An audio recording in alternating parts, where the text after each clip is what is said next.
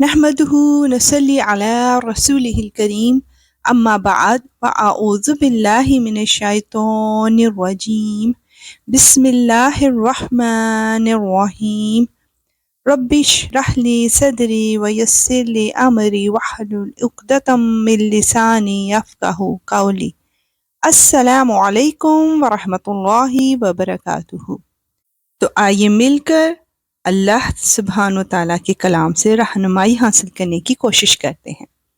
سورہ حج کی آیت 58 to 60 میں بتایا جا رہا ہے کہ ہجرت کے بعد بھی آزمائشیں آئیں گی، اور جن لوگوں نے اللہ کے راستے میں ہجرت کی پھر قتل کر دیے گئے یا ان کا انتقال ہو گیا تو اللہ انہیں ضرور اچھا رزق دے گا، اور یقین رکھو کہ اللہ ہی بہترین رزق دینے والا ہے۔ وہ انہیں ضرور ایسی جگہ پہنچائے گا جس سے وہ خوش ہو جائیں گے، اور اللہ یقیناً ہر بات جاننے والا بڑا بردبار ہے۔ یہ بات تو طے ہے، اور آگے یہ بھی سن لو کہ جس شخص نے کسی کو بدلے میں اتنی ہی تکلیف پہنچائی جتنی اس کو پہنچائی گئی تھی، اس کے بعد پھر اس سے زیادتی کی گئی، تو اللہ ضرور مدد کرے گا۔ یقین رکھو کہ اللہ بہت معاف کرنے والا، بہت بخشنے والا ہے۔ سبحان اللہ۔ آیت 61 to 64 میں بتایا جا رہا ہے کہ کائنات کا پورا نظام اللہ تعالیٰ ہی چلا رہا ہے۔ یہ اس لیے کہ اللہ کی قدرت اتنی بڑی ہے کہ وہ رات کو دن میں داخل کر دیتا ہے اور دن کو رات میں داخل کر دیتا ہے، اور اس لیے کہ اللہ ہر بات سنتا، ہر چیز دیکھتا ہے۔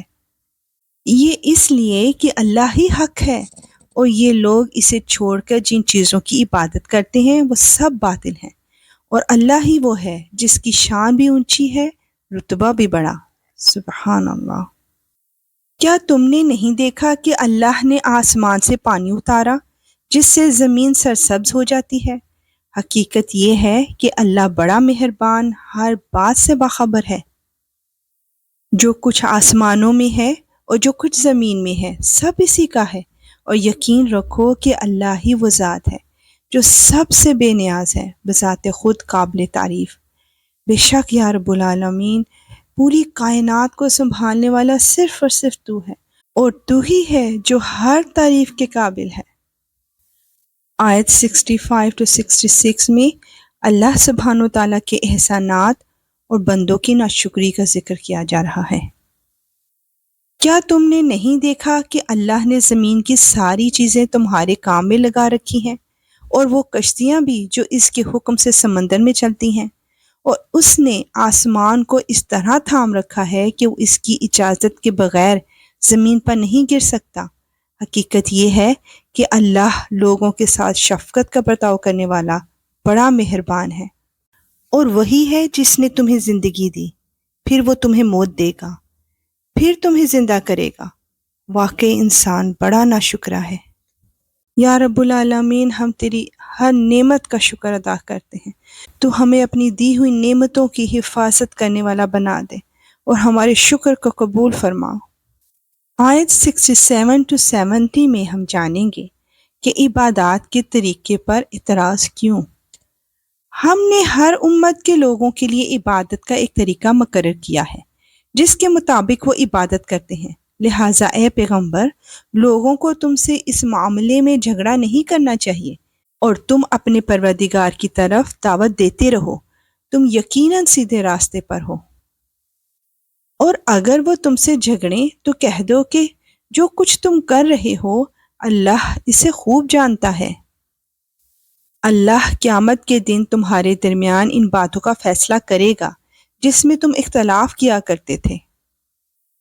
کیا تم نہیں جانتے کہ آسمان اور زمین کی تمام چیزیں اللہ کے علم میں ہیں؟ یہ سب باتیں ایک کتاب میں محفوظ ہیں۔ بے شک یہ سارے کام اللہ کے لیے بہت آسان ہیں۔ بے شک یا رب العالمین، ہر کام تیرے لیے آسان ہے۔ تو کن کہتا ہے تو سارے معاملات انجام پا جاتے ہیں۔ یا رب العالمین، تو ہماری اور ہمارے ملک کی حفاظت فرما۔